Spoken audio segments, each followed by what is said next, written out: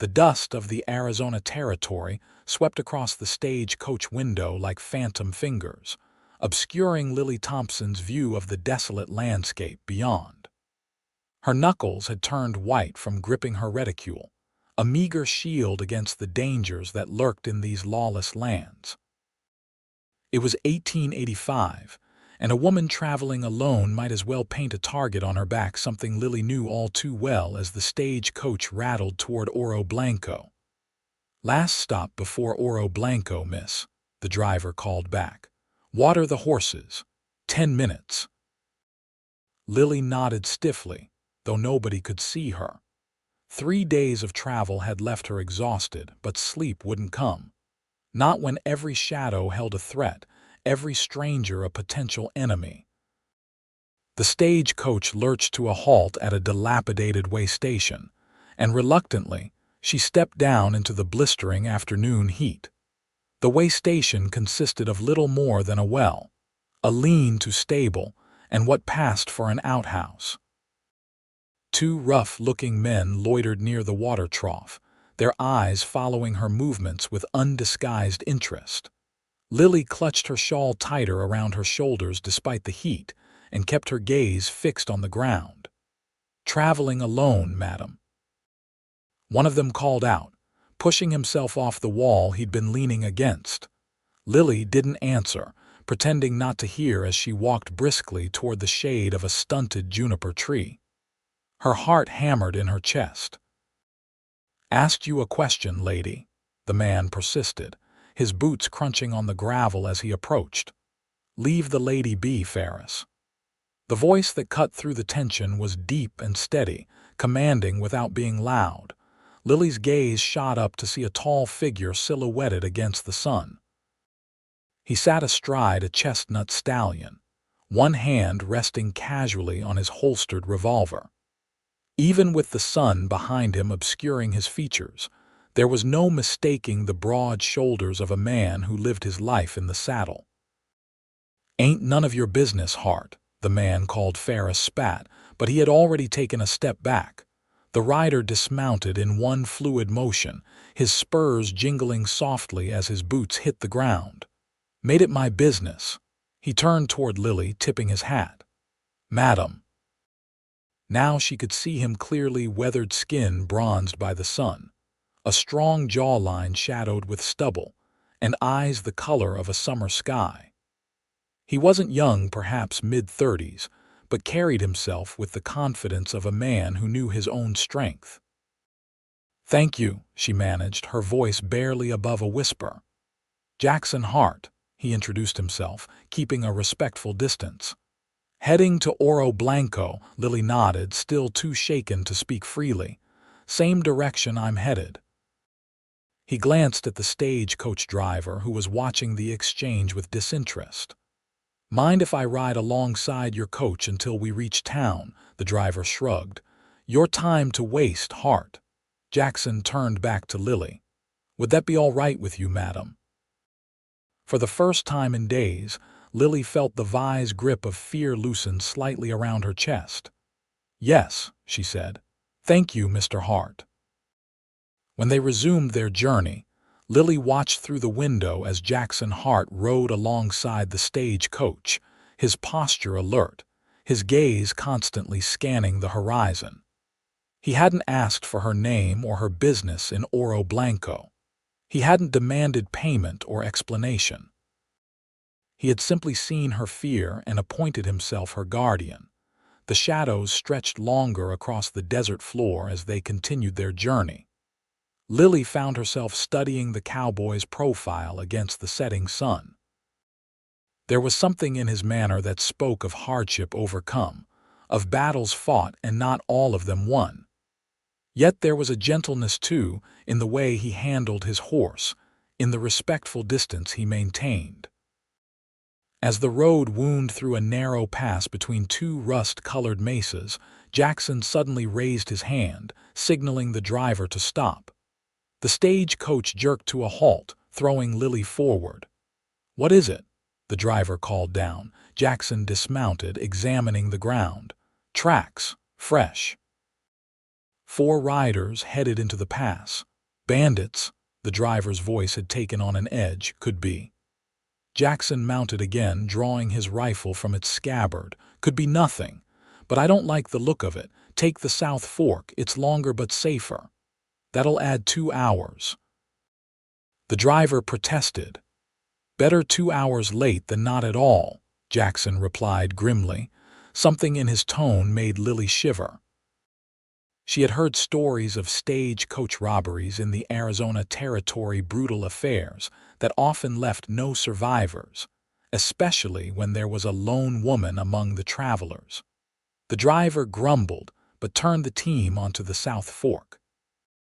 Jackson fell in behind the stagecoach now, watching their back trail. The tension in his shoulders told Lily everything she needed to know about the danger they had narrowly avoided. Night had fallen by the time they reached Oro Blanco. The small mining town was alive with the sounds of piano music spilling from saloons and the shouts of cowboys fresh off the range. The stagecoach pulled to a stop in front of the town's only hotel, a 2-story wooden building with peeling paint. Jackson dismounted and approached the stagecoach door as Lily gathered her belongings. "We made it, madam," he said, offering his hand to help her down. "Oro Blanco isn't much, but it's home to some decent folk." His hand was warm and calloused, a working man's hand. Lily felt a curious flutter in her stomach as she took it. "I don't know how to thank you, Mr. Hart," she said as her feet touched the dusty street. "No need for thanks, just doing what needed doing." He retrieved her carpetbag from the driver. "You have someone meeting you," Lily hesitated. "No, I'm here on my own." Jackson frowned, concern etching lines around his eyes. "What brings you to Oro Blanco, if you don't mind my asking?" "My uncle died," she said simply. "Simon Thompson. I've come to settle his affairs." Recognition flashed in Jackson's eyes. "Old Simon." "I'm sorry for your loss, Miss Thompson." "Lily Thompson, Miss Thompson." He nodded respectfully. "Your uncle was a good man, prospector, had a claim north of town."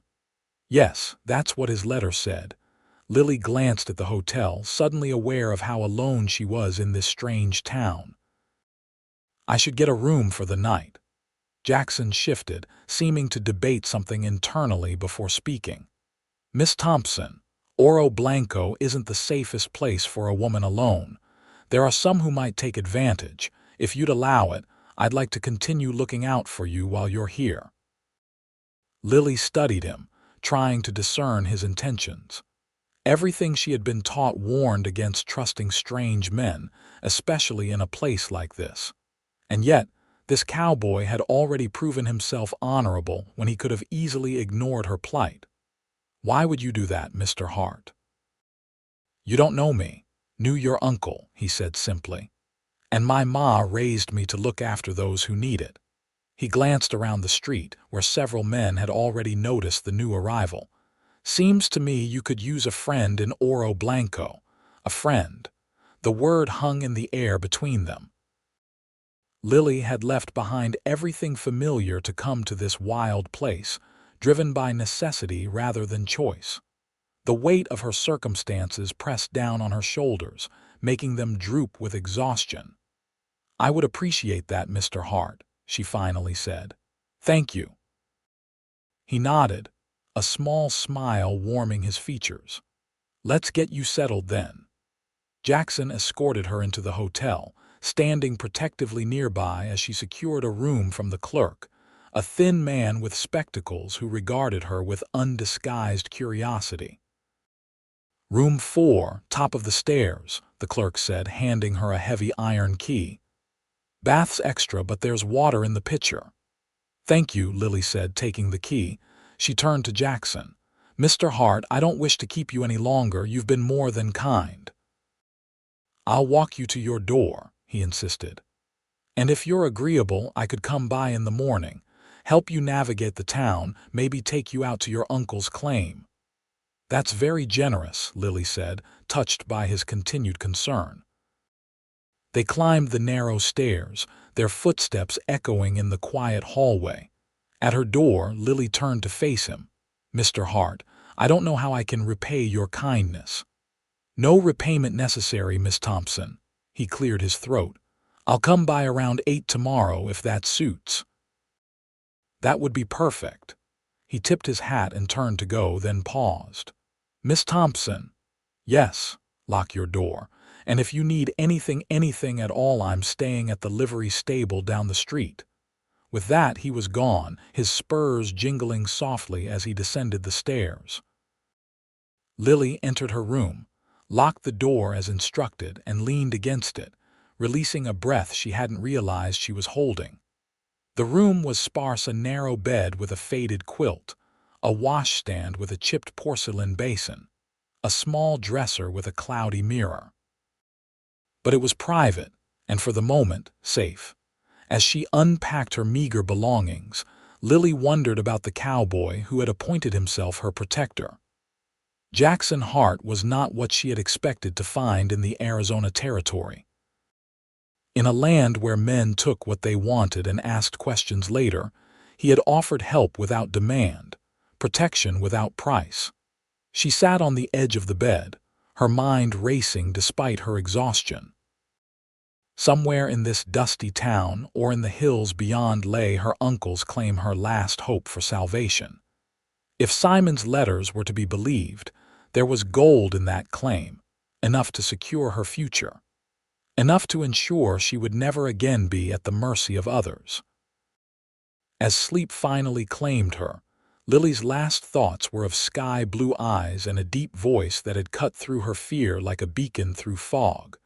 Morning came with the sounds of a town awakening, wagons rumbling past, shopkeepers calling to one another, the distant clang of the blacksmith's hammer.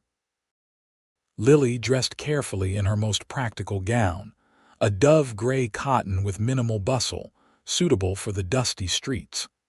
She pinned her chestnut hair into a simple twist and donned her straw bonnet. At precisely 8 o'clock, a knock sounded at her door.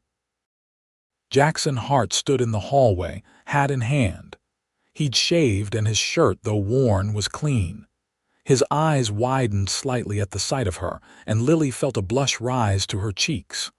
"Good morning, Miss Thompson," he said, recovering his composure. "I trust you slept well."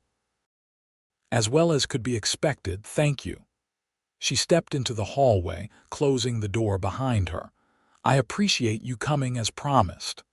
"A man's word is all he has out here," Jackson replied simply. They descended the stairs and emerged onto the main street of Oro Blanco. In the clear light of morning, Lily could see that the town was larger than it had appeared in the darkness. A dozen or so businesses lined the dusty main street, with smaller dwellings scattered behind. At the far end stood a whitewashed church, its small bell tower reaching toward the cloudless sky. "First, I thought you might want some breakfast," Jackson said. "The hotel dining room is decent enough, but Mrs. Perkins' cafe has the best biscuits in the territory." Lily's stomach growled at the mention of food, reminding her that she had barely eaten on the journey. "That sounds wonderful." Mrs. Perkins' cafe was a small, clean establishment with gingham curtains in the windows and the heavenly smell of fresh baking wafting from the kitchen. The proprietress herself, a plump woman with rosy cheeks, greeted Jackson like an old friend. "Jackson Hart, as I live and breathe. Haven't seen you in town for weeks." Her sharp eyes took in Lily with undisguised curiosity. "And who might this be, Mrs. Perkins? May I present Miss Lily Thompson, Simon Thompson's niece from back east. Miss Thompson, this is Mrs. Edith Perkins, the finest cook in Arizona Territory. Mrs. Perkins' expression softened at the mention of Simon. "Your uncle was a regular here, dear. So sorry for your loss. He was a good man, if a bit rough around the edges." "Thank you," Lily said, touched by the genuine warmth in the woman's voice. "I'm afraid I didn't know him well. We corresponded by letter, but I hadn't seen him since I was a child." "Well, you're welcome here anytime. Any family of Simons is family to us. Mrs. Perkins ushered them to a table by the window. Now sit yourselves down. I've got fresh biscuits just out of the oven. Over a breakfast of biscuits, honey, scrambled eggs, and the strongest coffee Lily had ever tasted, Jackson outlined their day. Thought we'd see the banker first. He'll have the papers for your uncle's property and claim. Then maybe visit the assay office, they'll know the status of the mine. After that, if you're up for it, we could ride out to the claim itself. Lily nodded, secretly grateful for his guidance. The tasks ahead seemed less daunting with Jackson at her side. "Mr. Hart," she began hesitantly, "I must admit I'm curious. You seem to have taken a great interest in my welfare." Jackson looked down at his coffee, turning the mug slowly between his hands. "Your uncle and I had dealings. He staked me when I was down on my luck, helped me secure my own small spread north of town." He met her gaze. "I owe him. Looking after his niece seems a small repayment." There was more to the story, Lily sensed, but she didn't press. Everyone in this place seemed to have secrets, histories they kept close. She was no different. After breakfast, they walked to the bank, a surprisingly substantial brick building with the name First Bank of Oro Blanco painted in gilt letters on the window. Inside, the banker, a Mr. Grayson, greeted them with professional courtesy. "Miss Thompson, we've been expecting you." Your uncle's attorney in Tucson wired ahead. He shuffled through some papers on his desk. "I have the deed to the house and the mining claim right here. Both are now legally yours as per your uncle's will."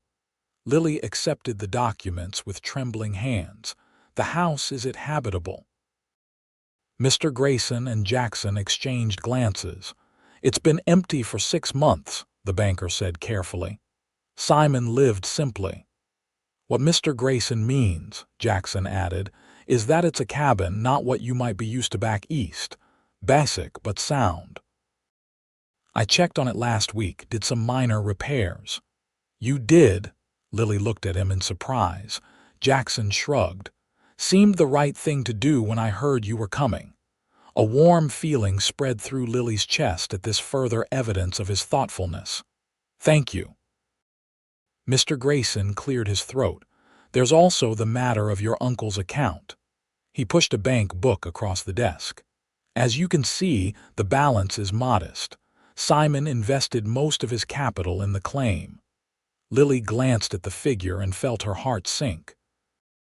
It was indeed modest enough to sustain her for perhaps 2 months, no more. Everything depended on the claim. As they left the bank, Lily felt the weight of her circumstances pressing down once again.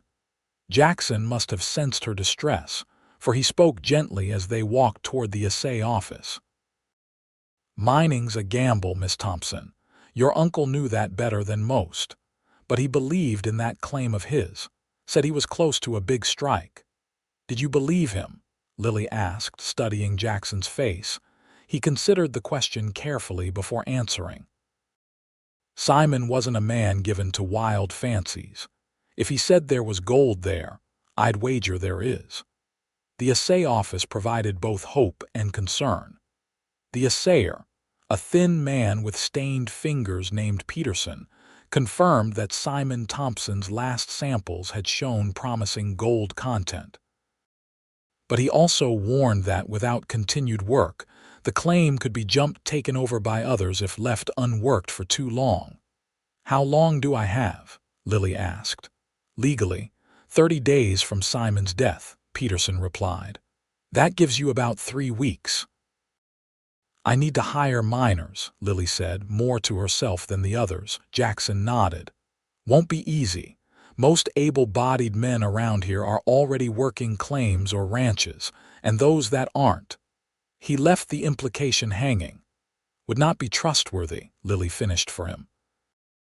She straightened her shoulders. "Well, first I should see the claim for myself."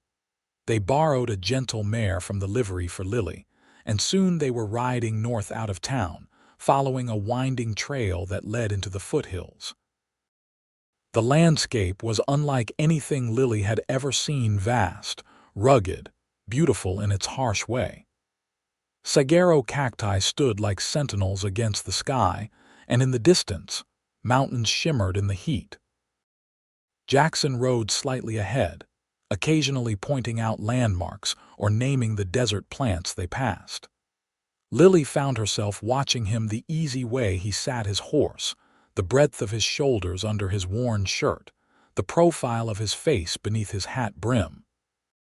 There was something compelling about Jackson Hart, something that drew her gaze again and again. "Your uncle's cabin is just ahead," he said, interrupting her thoughts. "And the mine entrance is about a quarter-mile beyond, up that arroyo." The cabin came into view as they rounded a bend, a simple structure of stone and timber with a small covered porch. It nestled against a hillside, protected from the worst of the elements by a stand of scrub oak. It was humble but solidly built, with glass in the windows and a stone chimney. Jackson helped Lily dismount and tied their horses to the hitching post. "I filled the water barrel last week," he said, "and stacked some firewood. Thought you might need it." "You were very certain I would come," Lily observed. He smiled slightly.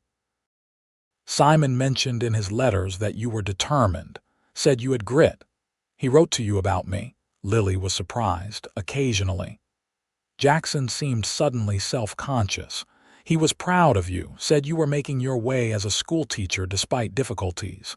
Difficulties. Such a mild word for what had driven her from her home in Boston. Lily turned away, not wanting Jackson to see the shadow that crossed her face. The cabin's interior was spare but clean. A stone fireplace dominated one wall, with a rough-hewn table and 2 chairs nearby. A narrow bed stood in one corner, its frame made of sturdy pine. Shelves held a few books, cooking utensils, and mining tools. It was a bachelor's dwelling, practical rather than comfortable, but Lily could make it a home. "What do you think?" Jackson asked, watching her reaction carefully. "It's more than I expected," Lily admitted. "With some curtains, perhaps a rug." She trailed off, mentally cataloging what she would need. "You're planning to stay, then?" There was something in his voice she couldn't quite identify, relief, perhaps, or approval. "I have nowhere else to go," she said simply. Then, realizing how that sounded, she added, "And I want to see what comes of Uncle's claim. He believed in it enough to stake everything he had. I owe it to his memory to at least try." Jackson nodded. "If you're determined to work the claim, you'll need help. I could ask around, find someone trustworthy." "I would be grateful." Lily moved to the window, looking out at the vast landscape. "It's beautiful here in its way, so different from Boston." "Takes some getting used to," Jackson agreed. "The heat, the dryness. But there's freedom in it, too. Room to breathe." "Yes," Lily said softly. "Room to breathe." They rode on to the mine entrance, a horizontal shaft dug into the hillside, shored up with timber supports. Jackson lit a lantern and they ventured in a short way, enough for Lily to see the quartz vein Simon had been following. "Gold often runs with quartz," Jackson explained. "Your uncle was following this vein deeper into the mountain. According to Peterson, the last samples were rich." Lily ran her fingers along the rough wall, trying to see what Simon had seen, the promise of riches hidden within the stone. "I know nothing about mining," she confessed. "You can learn," Jackson said. "Or hire someone who does. I have some experience enough to know what to look for." "You've been a miner?" Lily asked, curious about this man who seemed to have lived many lives.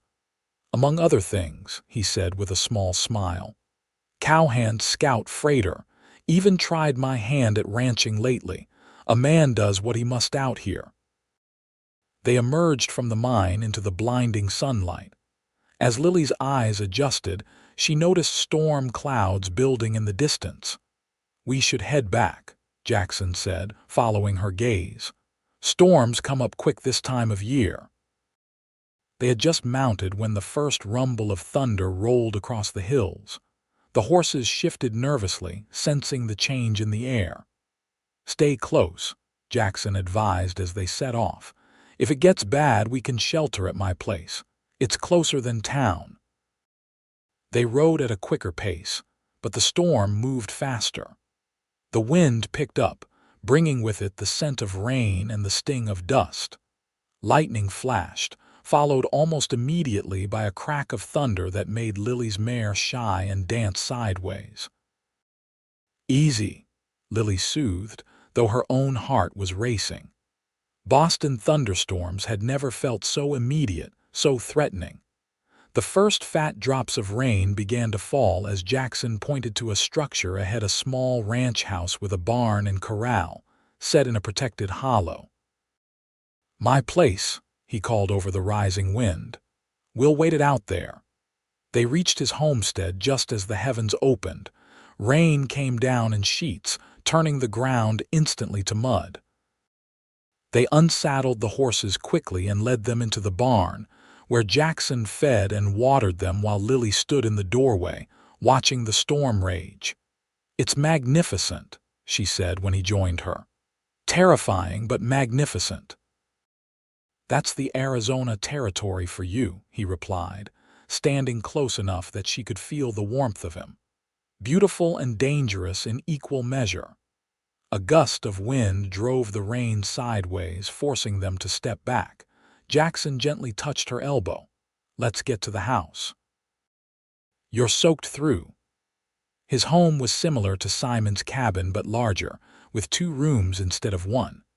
It was also more lived in, with a colorful Navajo blanket on the wall, books stacked on a shelf, and a comfortable-looking chair by the fireplace. Jackson immediately set about building a fire while Lily stood dripping on the plank floor. "I have a spare shirt you could change into," he offered, glancing at her drenched dress. "And there's a blanket on the bed. I'll step outside while you change." Lily hesitated only briefly before nodding. Practicality had to override propriety in these circumstances. Jackson retrieved the items and discreetly left, closing the door firmly behind him. Alone, Lily quickly removed her sodden dress and petticoat, hanging them near the growing fire. Jackson's shirt reached nearly to her knees, and she wrapped the blanket around her waist like a skirt for additional modesty. The entire situation was shockingly improper, yet she felt no fear. Jackson Hart had proven himself honorable at every turn. "I'm decent," she called when she had finished.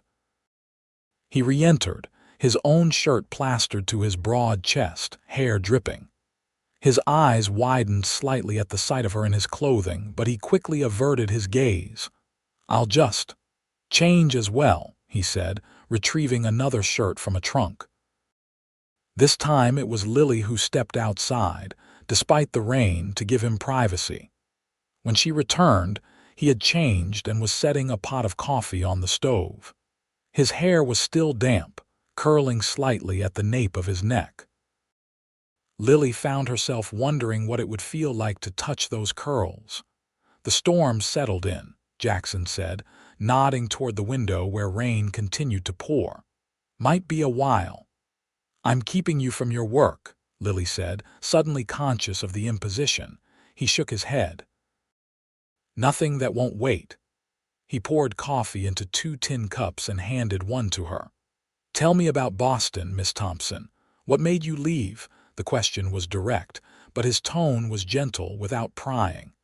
Lily warmed her hands on the cup, considering her answer.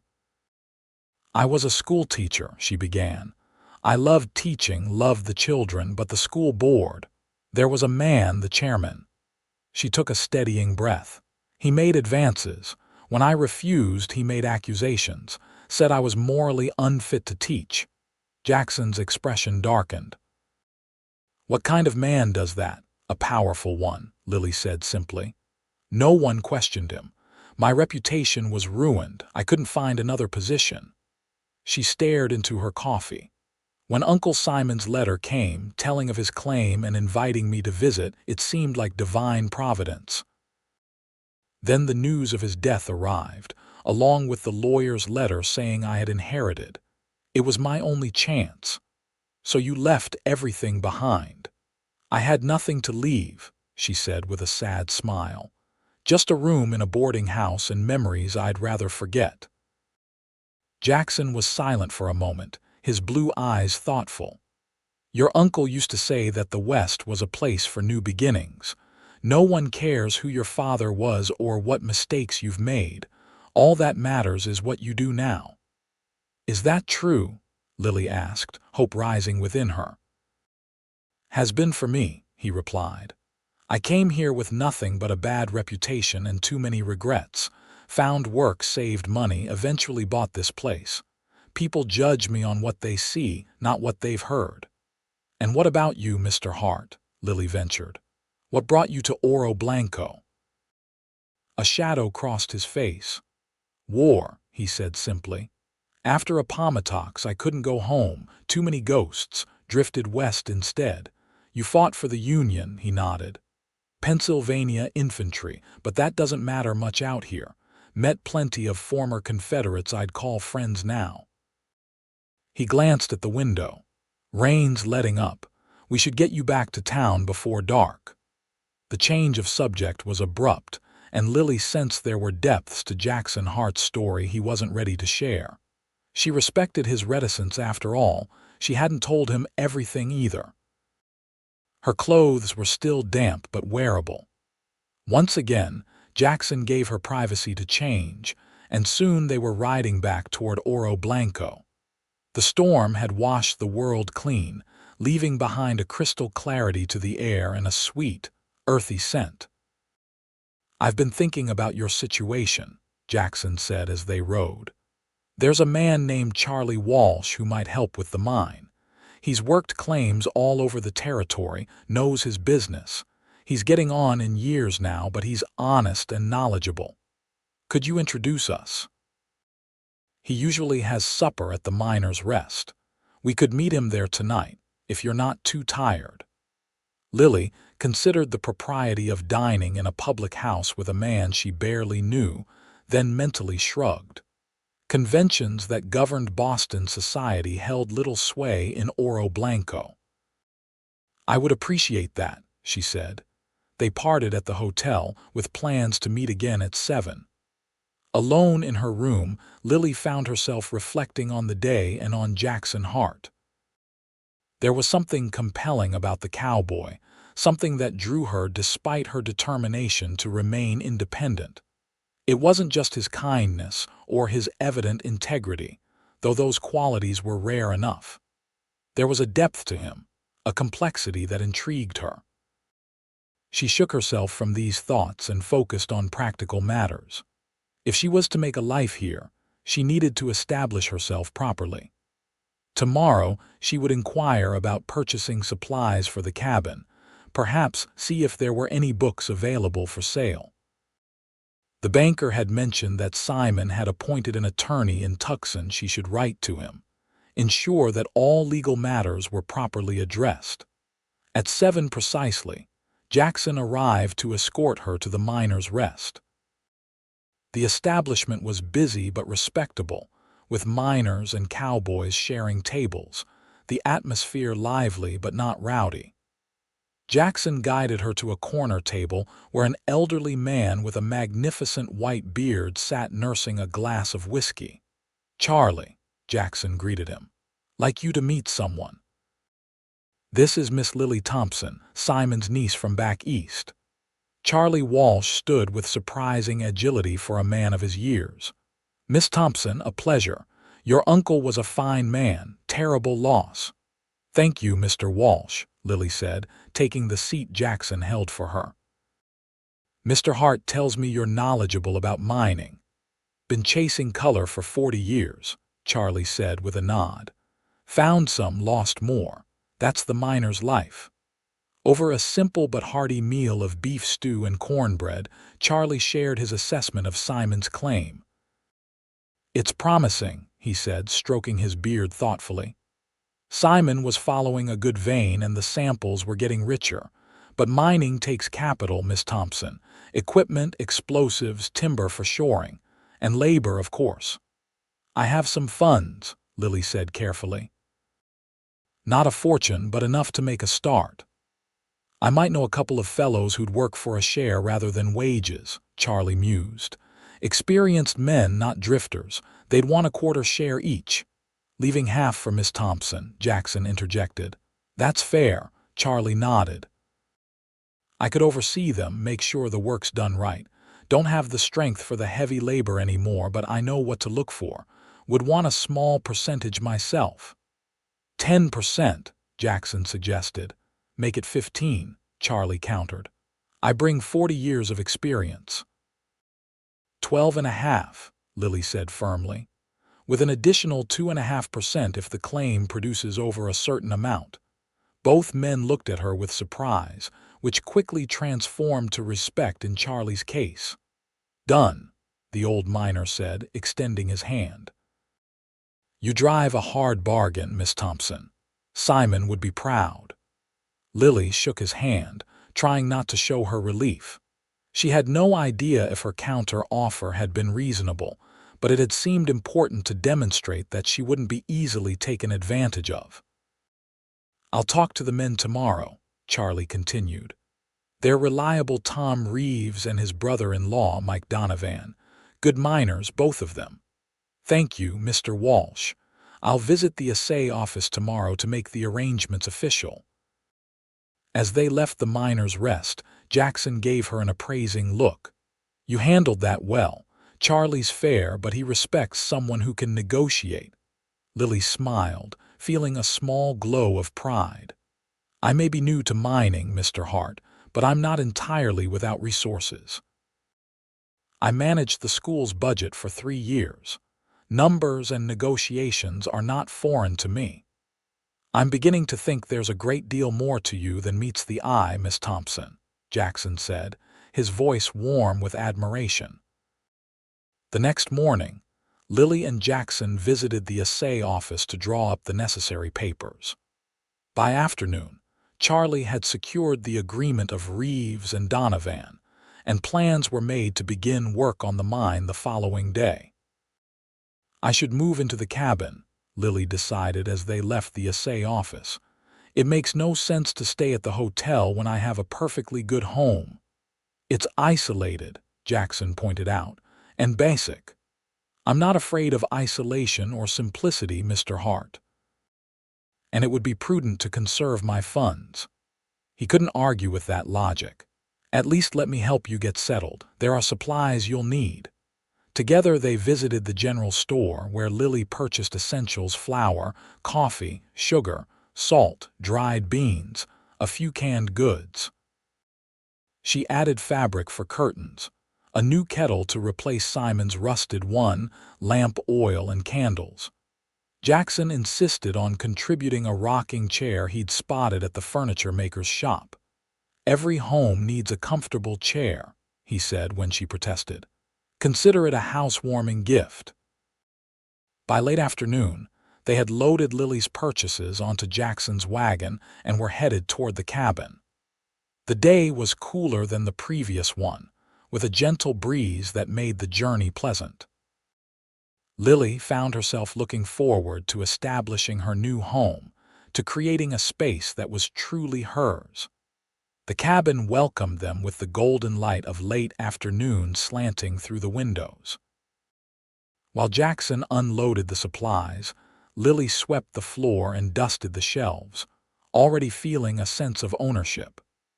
By the time everything was arranged to her satisfaction, the sun was setting, painting the desert in hues of pink and gold. It's transformed already, Jackson said, looking around the cabin. A cheerful fire crackled in the fireplace, new curtains hung at the windows, and Lily's few personal items: a silver hairbrush, a framed photograph of her parents, a small collection of books had made the space her own. It's home now, Lily said softly, surprising herself with how true the words felt. Jackson cleared his throat. I should be going. Let you get settled. Lily felt a sudden reluctance to see him leave. Thank you for everything, Mr. Hart. I don't know what I would have done without your guidance these past days." "Jackson," he said, "I think we've moved beyond formalities, don't you?" "Jackson," she repeated, liking the feel of his name on her lips. "Then you must call me Lily." He nodded, his blue eyes warm in the firelight. "Lily." There was a moment of silence between them, charged with something unspoken.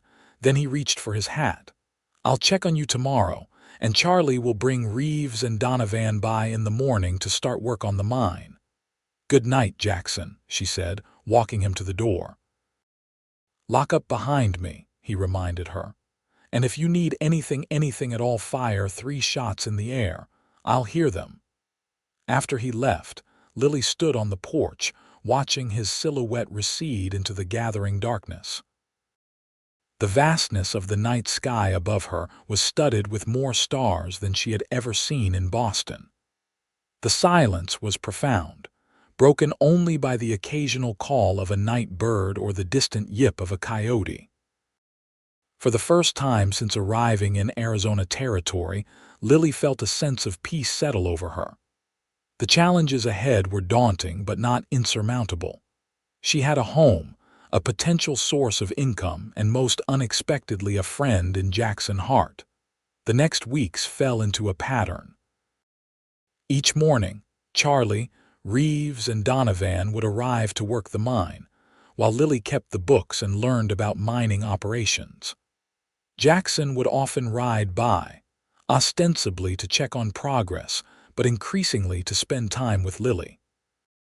They would share coffee on her porch, talking of small things and large her life in Boston, his experiences in the West, books they had both read, dreams they harbored.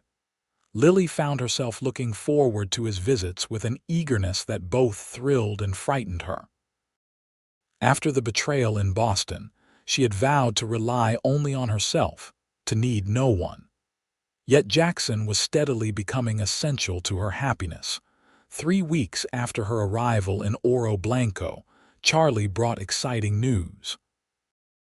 They had followed the quartz vein deeper into the mountain and found a rich seam of gold bearing ore.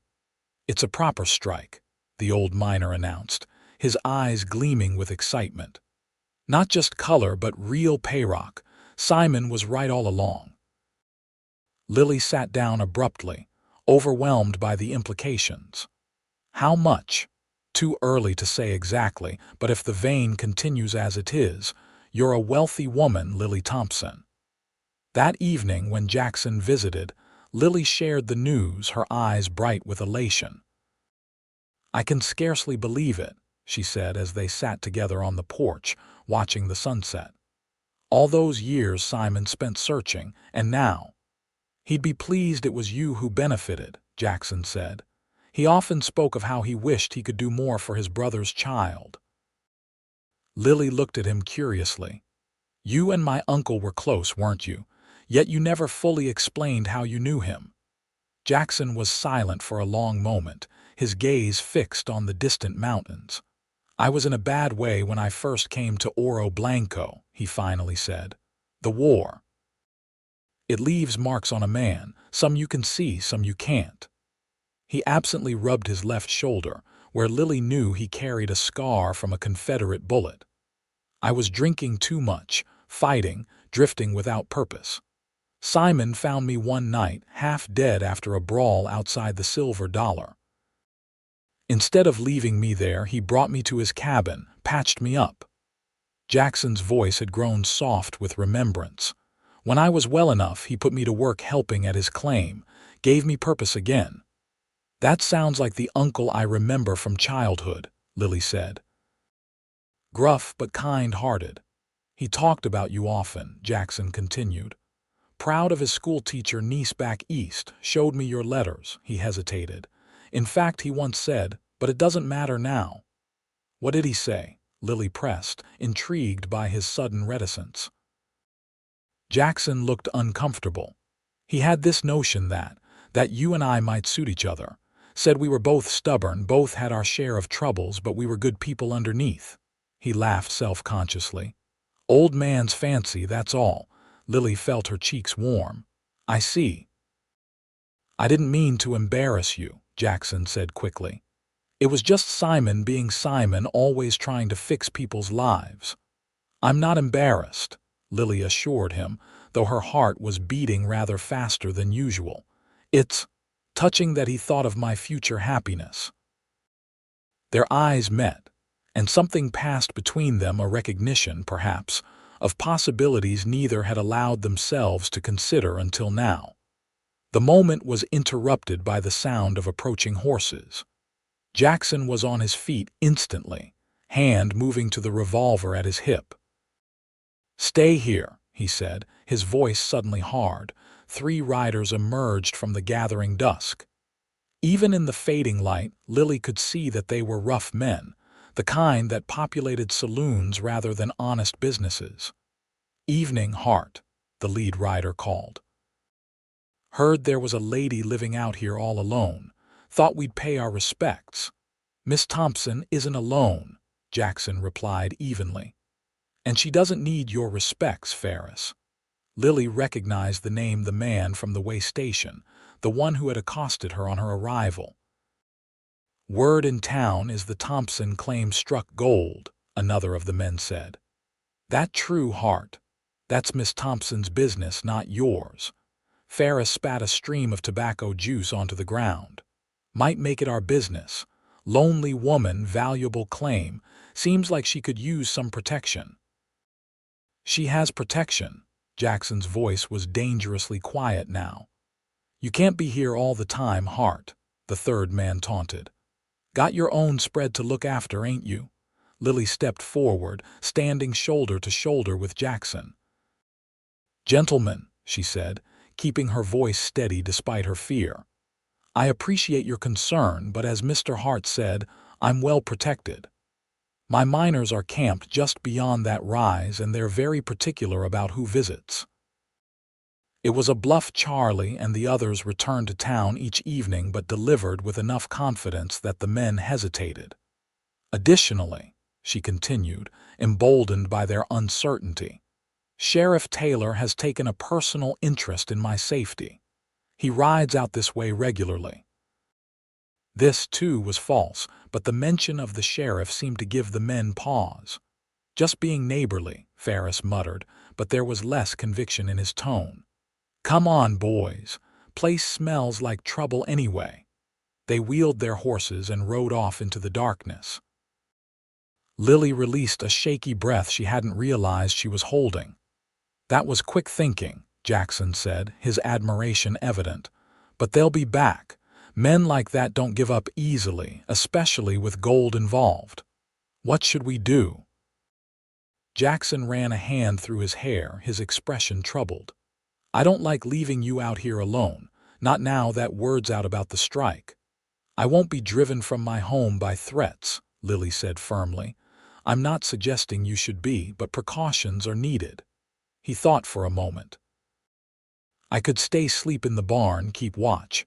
"I couldn't ask that of you. You're not asking, I'm offering." His blue eyes held hers. "I promise to protect you, Lily. Let me keep that promise." There was something in his voice, a depth of feeling that sent a tremor through her. It would be improper, a single man staying on a single woman's property, but propriety seemed a small concern compared to safety. And if she were honest with herself, the thought of having Jackson nearby brought more comfort than she cared to admit. "All right," she agreed. "But only until we can make other arrangements." Jackson nodded, relief evident in the relaxing of his shoulders. "I'll fetch my bedroll from my horse." That night, knowing Jackson was keeping watch in the small barn, Lily slept more soundly than she had since arriving in Oro Blanco. The threat Ferris and his companions represented was real, but somehow secondary to the growing awareness of her feelings for the cowboy who had appointed himself her protector. The next morning, Lily awoke to the smell of coffee brewing. She dressed quickly and emerged from the cabin to find Jackson tending a small fire, a pot of coffee balanced on a rock at its edge. "Good morning," he greeted her, looking surprisingly fresh for a man who had spent the night in a barn. "Hope I didn't wake you." Not at all. Lily accepted the tin cup of coffee he offered. Did you sleep well? Well enough. He gestured toward the mine entrance where activity was already visible. Charlie and the boys arrived at first light, eager to follow that vein deeper. They fell into a comfortable silence, watching the sunrise paint the desert in gold and rose. There was an ease between them now, a familiarity born of shared concerns and growing trust. "I've been thinking," Jackson said after a while, "about your situation." "Oh," Lily glanced at him, curious. "The claim is valuable, but it makes you vulnerable. Ferris isn't the only one who might get ideas." He hesitated, seeming to choose his words carefully. "Have you considered taking on a partner, someone with a stake in protecting the claim and you?" Lily considered the suggestion. "You mean Charlie? He already has an interest, not Charlie." Jackson set down his coffee cup and turned to face her directly. "Me." Surprise rendered Lily momentarily speechless. "You want to be my partner in the mine, not exactly." Jackson took a deep breath. "Lily, I care for you. More than I expected to, more than might be wise. These past weeks, getting to know you. You're unlike anyone I've ever met." Lily's heart quickened at his words, at the earnestness in his blue eyes. "What I'm trying to say, badly, is that I'd like to court you. Properly." He reached for her hand, his touch gentle. "I know it's sudden. I know you came here for independence, not to tie yourself to another, but I think we could build something good together." Lily looked down at their joined hands, feeling a warmth spread through her that had nothing to do with the morning sun. Since arriving in Oro Blanco, Jackson had been her constant support, asking nothing in return.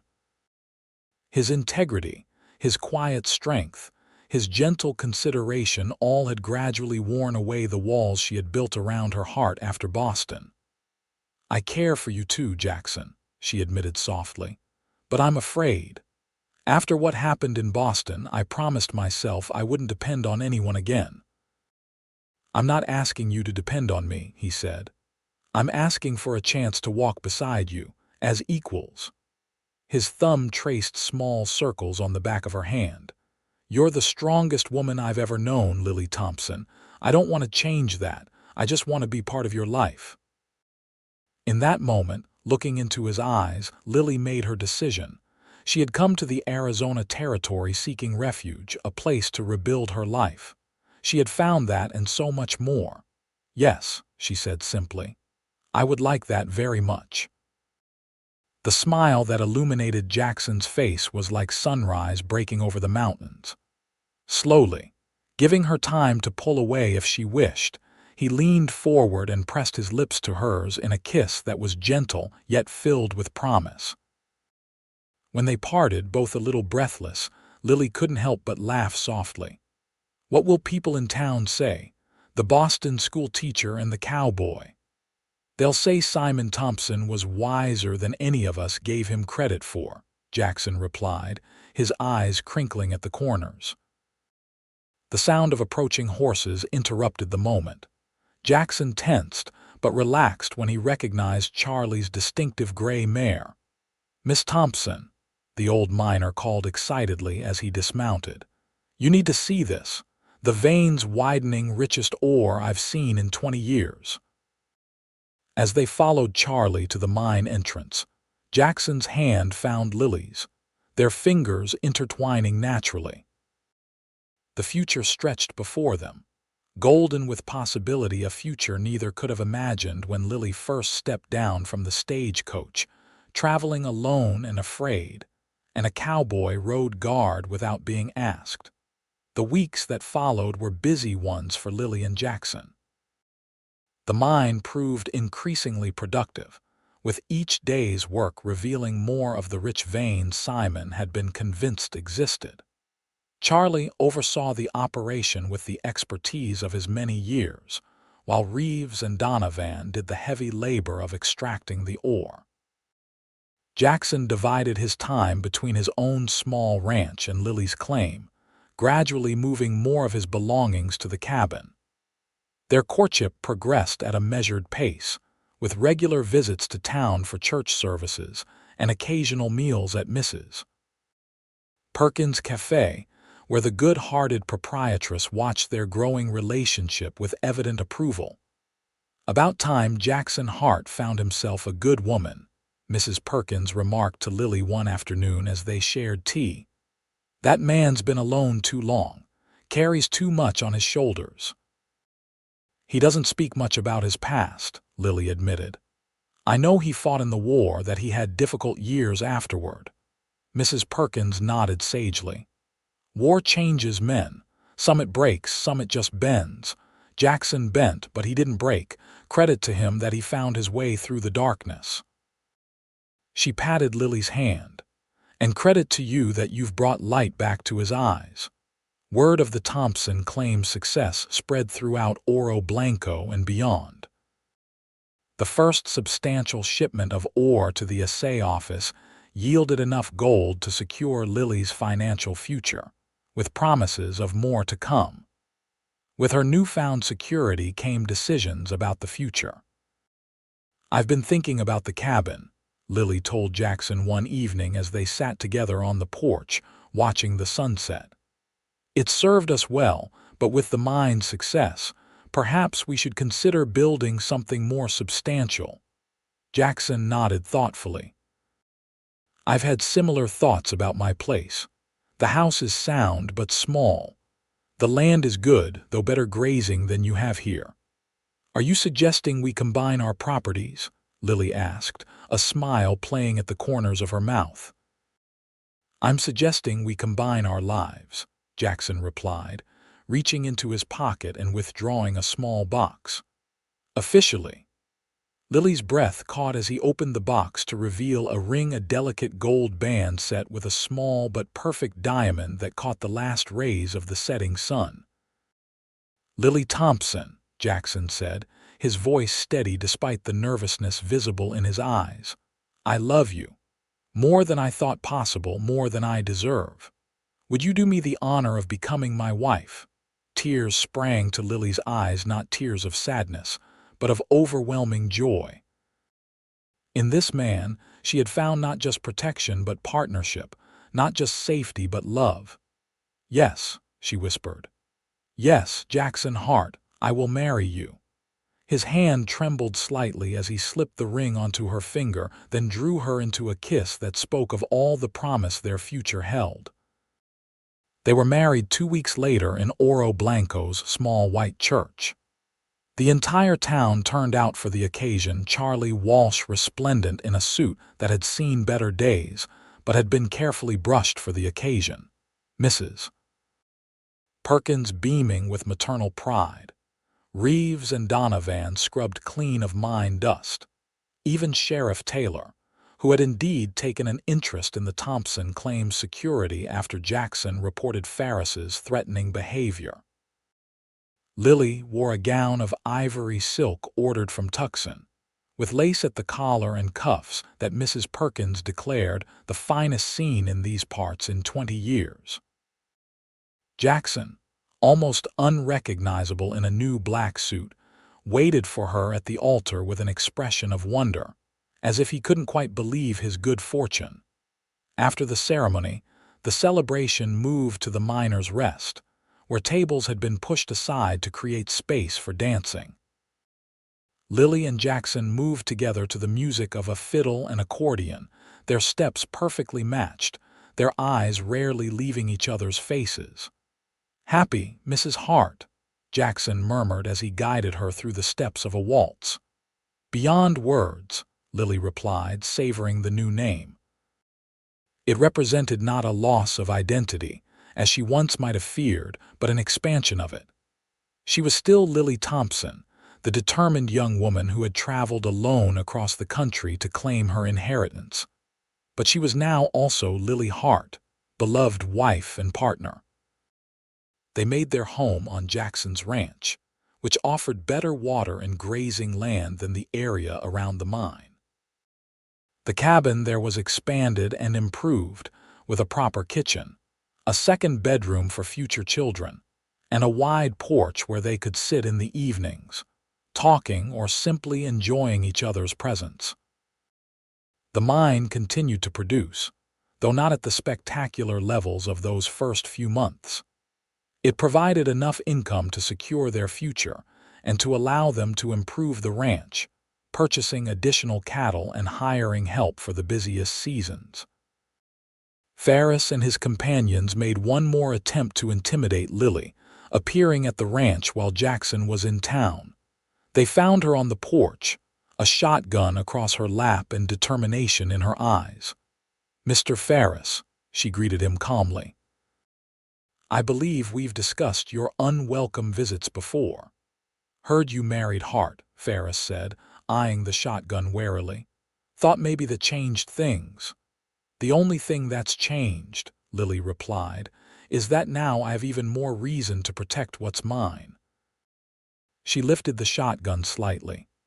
"I suggest you leave before my husband returns. He's considerably less patient than I am." Ferris spat but turned his horse. "Come on, boys, ain't worth the trouble." When Jackson returned and Lily recounted the encounter, his face darkened with anger, then softened with pride. "Remind me never to cross you, Mrs. Hart," he said with a small smile. "You're a formidable woman." "Only when necessary," she replied, setting aside the shotgun to embrace him. "I much prefer being your loving wife to being a defender of the homestead." "You're magnificent at both," Jackson assured her. As autumn turned to winter and the desert nights grew longer and colder, Lily and Jackson settled into the rhythms of married life. Their days were filled with work, Jackson tending the ranch, Lily managing the mine's business and creating a true home of their cabin. Their evenings were for each other conversations by the fire, reading aloud from favorite books, the sweet intimacy of shared touches and tender words. In late November, as the first light dusting of snow touched the distant mountaintops, Lily made a discovery that brought new joy to their already happy union. "Jackson," she said one evening as they sat before the fire, her head resting against his shoulder, "I have news." He looked down at her, blue eyes curious. "What is it?" Lily took his hand and placed it gently against her still flat stomach. "We're going to have a child. Next summer." Jackson's expression transformed from surprise to wonder to overwhelming joy. "A baby, you're sure?" "Quite sure," Lily confirmed, laughing at his astonishment. "Dr. Wells confirmed it yesterday when I was in town." Jackson gathered her into his arms, holding her as if she were made of the most precious gold. "A family," he whispered against her hair. "Our family." As winter settled over the Arizona territory, bringing cool days and cold nights, the Hart Ranch became a sanctuary of warmth and love. Jackson added a nursery to their growing home, working in the evenings by lamplight, crafting a cradle from pine with his own hands. Lily sewed tiny garments, marveling at how something so small could represent such enormous change. Spring brought renewal to the desert, wildflowers blooming briefly but brilliantly across the landscape. Lily's body blossomed too, her slender form rounding with the new life growing within. Jackson watched the transformation with awe, his love for her deepening with each passing day. In early June of 1886, as the summer heat began to build, Lily gave birth to a son. They named him Simon Jackson Hart, honoring the uncle who had, in his way, brought them together. The baby had Jackson's blue eyes and Lily's determined chin, a perfect blending of his parents. "He's perfect," Jackson whispered, cradling his son for the first time, his voice rough with emotion. "You both are." As little Simon grew from infant to toddler, the Hart family's happiness only increased. The mine continued to provide steady income, though the richest part of the vein had been exhausted. The ranch prospered, with Jackson's careful management yielding healthy cattle and good crops in the small, irrigated fields.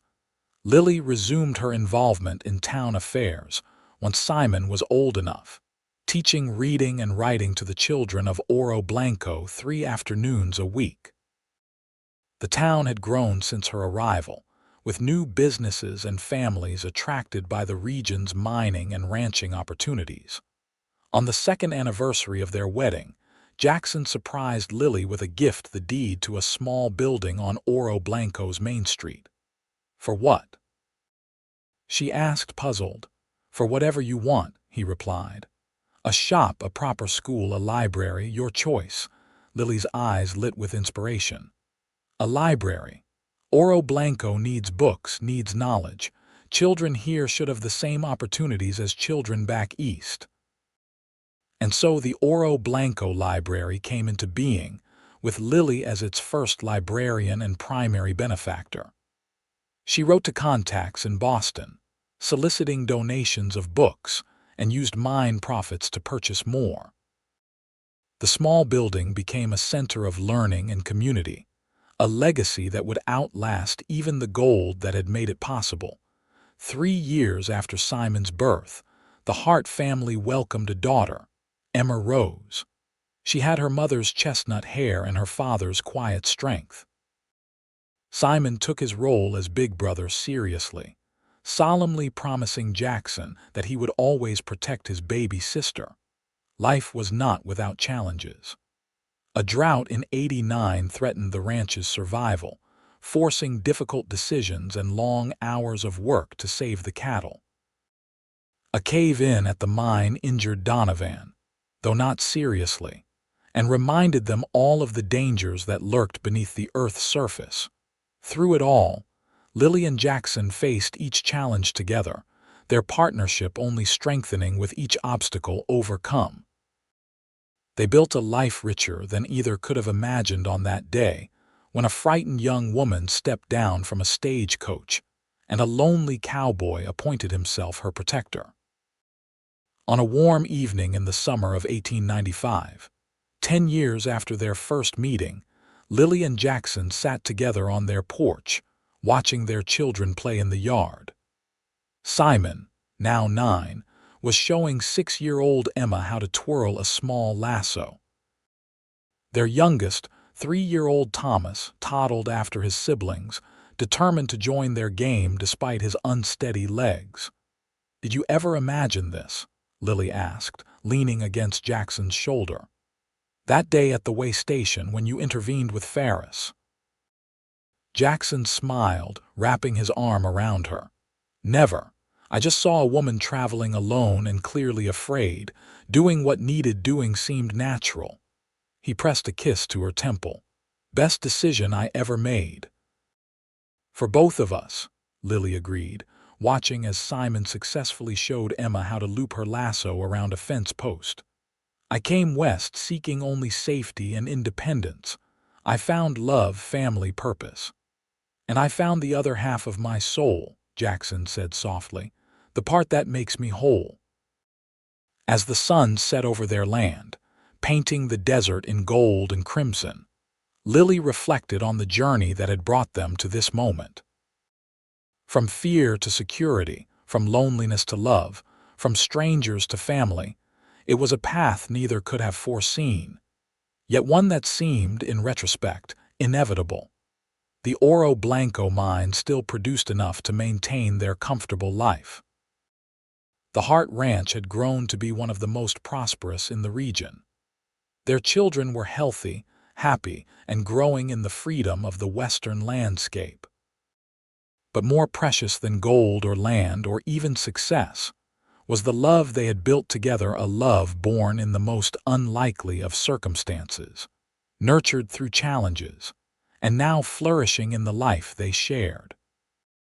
Later that night, with the children asleep and the house quiet around them, Lily and Jackson lay together in the darkness, their bodies and hearts intimately entwined. "I love you, Lily Hart," Jackson whispered against her hair. "More today than yesterday, less than tomorrow."